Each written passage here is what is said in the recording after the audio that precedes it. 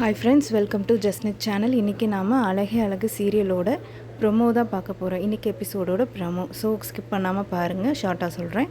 Starting scene என்ன ஆகுது அப்படின்னா, அழகு மலரும் மதியும் பேசிகிட்டு இருக்காங்க. அப்போ அவங்க அத்தை வந்து கேட்குறாங்க, என்னம்மா மதி, உன்னோட வயசு என்ன அப்படின்னு கேட்குறாங்க. உடனே மதி யோசிக்கிறாங்க, இல்லை ஜாதகம் பார்த்து கல்யாணம் பண்ணியிருந்தா உன்னோட வயசு என்ன எது எல்லா டீட்டெயில்ஸும் தெரிஞ்சிருக்கும்.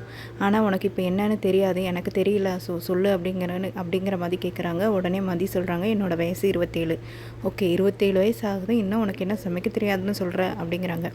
உடனே மதி சொல்கிறாங்க, இல்லை எனக்கு சமைக்கலாம் தெரியுங்க, ஆனால் வந்து பெருசாக ரொம்ப பேருக்கு சமைக்க தெரியாதுன்னு சொல்லிட்டு என்னென்ன சமைப்பேன் அப்படின்னு கேட்கும்போது, இட்லி, தோசை, நூடுல்ஸு இதெல்லாம் செய்வேன், தயிர் சாதம், தண்ணி சுட வைக்க தெரியுமா அப்படிங்கிற மாதிரி கிண்டல் பண்ணி கேட்டுட்ருப்பாங்க. அதுக்கு இவங்க சொல்லுவாங்க, இல்லை எனக்கு இதெல்லாமே சமைக்க தெரியும் அப்படின்னு சொல்லுவாங்க.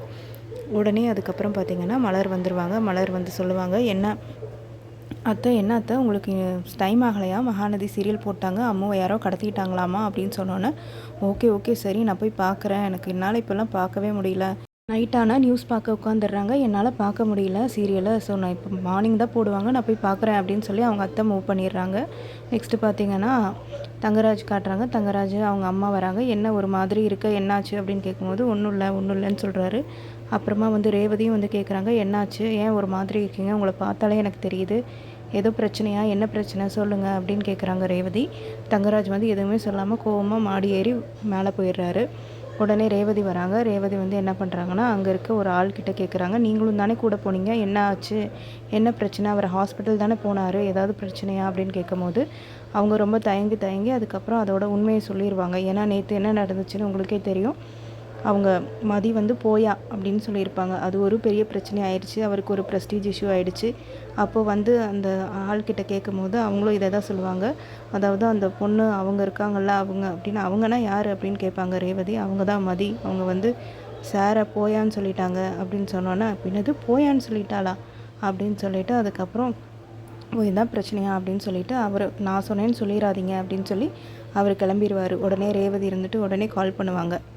மலருக்கு கால் பண்ணி, இந்த மாதிரி ஒரு பிரச்சனை ஆகிடுச்சான், அந்த பொண்ணு என்னோடய ஹஸ்பண்டை பார்த்து போயான்னு சொல்லிடுச்சான் அப்படின்னு சொல்லிட்டு அவங்க ரெண்டு பேரும் வந்து ஒரு இன்ட்ரெஸ்டிங்காக பேசிகிட்டு இருப்பாங்க.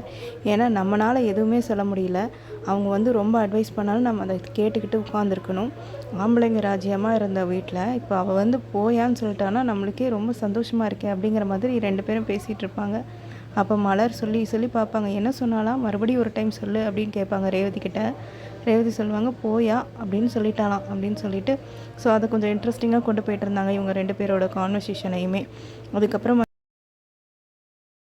நெக்ஸ்ட் சீன் பார்த்திங்கன்னா, உடனே வந்து சுரேஷ் உட்காந்து கோவமாக உட்காந்துருக்காரு. டக்குன்னு யோசிச்சுட்டே இருக்காரு, என்ன இவ நம்ம மாமாவையே வந்து போயான்னு சொல்லிட்டா அப்படின்னு சொல்லிட்டு யோசிச்சுட்டு இருப்பாரு. அப்புறம் மதியை உள்ளே கூப்பிட்டு, என்ன மதி இப்படி பேசிகிட்டு இருக்க, என்ன ஆச்சு, உன் மனசில் நீ என்ன நினச்சிக்கிட்டு இருக்க, நீ என்ன பெரிய ஆளா, ரொம்ப திமிரு பிடிச்சவளாக இருக்க, எதுக்கு என்னோடய மாமா அவர் எவ்வளோ பெரிய ஆளுன்னு தெரியுமா, அவருக்கு எங்கள் வீட்டில் எவ்வளோ பெரிய மரியாதை இருக்குது தெரியுமா, அவரை நீ போயான்னு சொல்லியிருக்க, உனக்கு எவ்வளோ திமிரா அப்படின்னு சொல்லிட்டு ரொம்ப கத்துவார். உடனே மதி சொல்லுவாங்க, ஆமாம் எனக்கு அவர் அட்வைஸ் பண்ணிகிட்டு இருந்தார், அப்புறம் ரவுடி அப்படி சொல்லாமல் வேறு என்னன்னு சொல்கிறது, அவர் என்னை பொறுத்த வரைக்கும் அவர் ஒரு ரவுடி தான், அவரை நான் அப்படி தான் பேசுவேன் அப்படிங்கிற மாதிரி இவங்களும் கெத்தை விட்டு கொடுக்காம பேசுவாங்க. அதை பார்த்துட்டு சுரேஷ் வந்து ரொம்ப ஷவுட் பண்ணுவார், என்னது ரொம்ப திமிரு பிடிச்சவளாக இருக்க, இப்படிலாம் உனக்கு யார் பேச சொல்லி கொடுத்தா அப்படிங்கிற மாதிரி, உனக்கு என்ன மரியாதையாகவே நடந்துக்க தெரியாதா அப்படிங்கிற மாதிரிலாம் சத்தம் போடுவார். அதோட இன்றைக்கான எபிசோட் முடியுது. ஸோ நாளைக்கு என்னங்கிறத நாளைக்கு நான் உங்களுக்கு அப்டேட் பண்ணுறேன். ஸோ மறக்காமல் சேனலை சப்ஸ்கிரைப் பண்ணி பெல் ஐக்கானையும் கிளிக் பண்ணி வச்சுக்கோங்க. தேங்க்யூ ஃபார் வாட்சிங்.